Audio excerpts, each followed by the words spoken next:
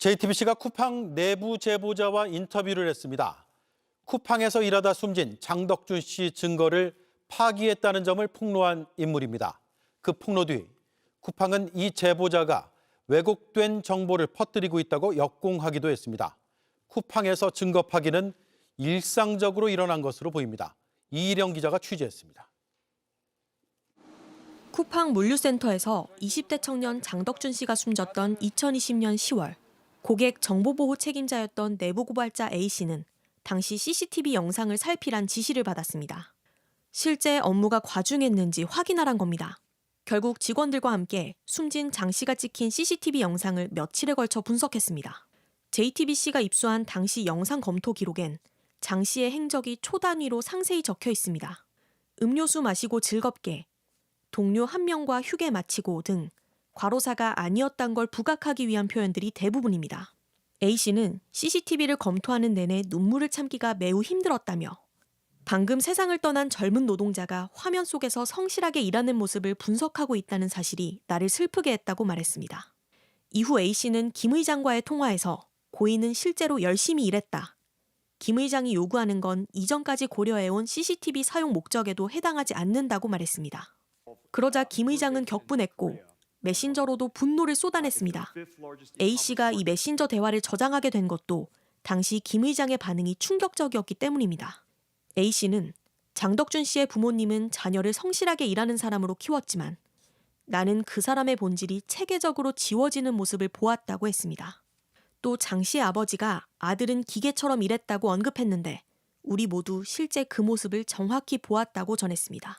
A씨는 기록을 생성하지 않거나 증거를 파기하는 일은 많은 사업 영역에서 광범위하게 이루어졌다며 그것은 쿠팡에선 일상이었다고 진술했습니다. JTBC 이희령입니다. 아마존은 비행기로 폭발 위험물도 실어 날랐다. 이 제보자는 사업 초기 김범석 의장이 이런 얘기까지 했다고 전했습니다. 아마존처럼 쿠팡도 위험을 감수해야 한다는 취지였다고 했습니다. 법을 지키지 않고 벌금과 소송 비용을 감당하는 것도 당연하게 여겼던 것으로 보입니다. 이어서 임지수 기자입니다. 쿠팡이 적자에 빠진 스타트업에서 이커머스 업계 게임 체인저로 발돋움하던 시기, A씨는 4년간 김범석 의장과 일해온 정보보호 최고 책임자였습니다. A씨는 그가 감수할 만한 사업적 리스크와 비윤리나 불법 행위를 구분하지 못하는 것 같았다고 평가했습니다.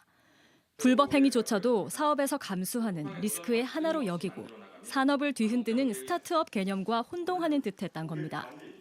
A씨는 그가 아마존이 불법적으로 비행기 화물을 통해 인화성, 폭발 위험물을 운송했다는 이야기를 자주 인용했다고 기억합니다. 아마존이 위험을 감수한 것처럼 우리도 위험을 감수해야 한다고 얘기했단 겁니다. 2016년 아마존은 여객 항공기로 리튬이온 배터리와 인화성 에어로졸 등 위험물을 불법 운송하다 적발되는 등 여러 차례 벌금 처분을 받은 바 있습니다. 김 의장은 한국의 아마존이란 목표를 내세워 쿠팡을 성장시켜왔습니다. 정보 보안 및 개인정보 전문가였던 A씨는 김 의장이 관련 분야 의사결정을 할 때면 벌금이 얼마냐는 질문을 하곤 했다고도 했습니다. 전문적 조언을 받아들이지 않을 시 예상되는 벌금이나 소송 비용을 늘 의사결정에 반영하는 듯했단 겁니다. 지난 2020년 쿠팡 내부 메신저와 문건들을 보면 금융감독원 감사를 앞두고 금융사고 발생 위험이 있는 전산망 통로를 은폐한 정황이나 공정위 현장 조사를 앞두고 조직적으로 자료를 삭제한 정황 등이 빼곡이 담겨 있습니다. 이에 대해 쿠팡 측은 해고된 임원이 불만을 품고 왜곡되고 일방적 주장. 쿠팡에 부당하게 해고를 당했다며 소송을 제기한 미국인 임원 사례도 확인했습니다. 쿠팡은 미국 법에 따라 이 임원을 해고하더니 법원에선 한국 기업인이 미국 법을 적용할 수 없다고 주장을 했다고 합니다. 미국 기업이랬다, 한국 기업이랬다, 필요에 따라 갖다 붙이고 있습니다. 김필중 기자의 단독 보도입니다. 2013년 8월 전직 쿠팡 임원인 S씨가 쿠팡을 상대로 미국 법원에 낸 고소장입니다. 미국인인 S씨는 한국으로 이주해 2021년 5월부터 쿠팡의 준법감식팀에서 일했습니다. 그런데 한국의 준법감식팀에서 일한 지 약 2주 만에 수상한 거래를 발견했습니다. 쿠팡이 이란 대사관과 100건 이상의 거래를 한 겁니다. 미국의 대이란 제재 규정에 따르면 미국 법인은 이란이나 이란 대사관과 거래를 할 수 없고 거래했다면 미국 증권거래소에 해당 내용을 공시해야 합니다. S씨가 해당 거래를 중지하고 공시해야 한다고 보고하자 그때부터 상사의 괴롭힘이 시작됐다고 합니다. S씨 뜻대로 이란과의 거래 일부분이 공시됐지만 S씨는 1년 만에 해고당했습니다. 미국 법에 따라 언제든 해고할 수 있다는 겁니다. 결국 S씨는 쿠팡이 미국의 연방법인 내부고발자 보호법을 위반했다며 미국 법원에 고소장을 냈습니다. 그러자 쿠팡은 소송 기각을 주장하며 한국 기업임을 내세웠습니다. S씨는 한국 기업에서 파견으로 일했다며 한국 기반의 고용관계이기 때문에 미국의 연방법이 적용될 수 없다는 겁니다. 하지만 미국 법원은 이러한 쿠팡의 주장을 받아들이지 않았습니다. S씨가 한국에서 일했다 해도 한국 쿠팡은 미국 본사의 100% 자회사고 S씨는 미국인으로 미국 리스크 관리를 주로 했다고 판단했습니다.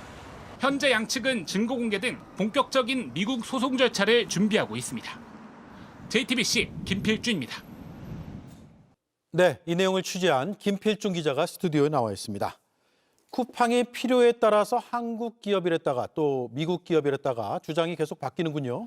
네, 그렇습니다. 먼저 임원인 S씨가 2020년 12월 쿠팡과 맺은 고용 계약서엔 아예 첫머리에서 델라웨어에 설립한 쿠팡과 계약이라고 적혀 있습니다. 그러면서 캘리포니아주의 법을 준용한다고 돼 있는데요. 마지막엔 미국 쿠팡 인사 담당자의 사인까지 있습니다. 네, 이때까지는 미국 기업이었는데 한국에 오면 달라집니다. S씨의 고용계약서 뒤에 첨부된 파견 명령서에는 한국에서 근무 형태 등이 상세하게 적혀 있습니다. 그리고 마지막에 준거법으로 한국법이 적혀 있는데요. 이렇게 일할 때는 한국 기업과 일한 셈입니다. 네, 사실 여기까지는 다국적 기업이 하는 방식입니다. 예, 그런데 막상 해고할 때는 다시 미국 법에 따라서 해고를 했다는 얘기잖아요. 네, 그렇습니다. 네, 쿠팡 측은 한국의 근로기준법이 아닌 미국의 법조항에 따라 자유롭게 계약을 종료시킬 수 있다며 S씨를 해고했습니다. 그런데 S씨가 미국의 내부고발자 보호법에 따라 소송을 하자 이번엔 미국 법을 적용하면 안 된다고 한 겁니다. 쿠팡은 한국 이용자들의 개인정보 유출 사고에 대해서도 미국 법이 규정하는 불법이 아니라고 주장하고 지난 청문회에선 이번 사고는 한국에서 벌어진 일이라며 한국법인 대표를 내세우는 등 이중적인 태도를 보였습니다. 유불리에 따라 법 적용의 입맛도 맞게 법 적용을 바꾸는 모습입니다. 그렇네요. 내일부터 또다시 쿠팡에 대해서 국회가 청문회를 여는데 지난번처럼 김범석 의장은 안 나올 것 같고 또 맹탕되는 거 아니냐 이런 우려가 있는데 어떻게 보고 있습니까? 네, 어제 김범석 의장은 예정된 일정을 이유로 청문회에 못 간다고 알렸습니다. 김 의장 동생인 김유석 쿠팡 부사장 등도 마찬가지입니다. 연석 청문회 위원장을 맡은 민주당 최민희 의원은 대한민국과 국민, 국회 우롱행위가 이어지고 있다고 비판했는데 민주당은 앞으로 국정조사, 입국금지까지도 추진할 것으로 보입니다. 내일과 모레 열리는 청문회에는 가방위 외에 외통위와 환노위, 정무위, 국토위 등 쿠팡 현황과 관련된 6개 상임위가 참여합니다. 쿠팡의 대미로비나 또 쿠팡 로켓 배송 허가를 취소할 수 있을지 따져봅니다. 예, 잘 들었습니다. 김필중 기자 수고했습니다.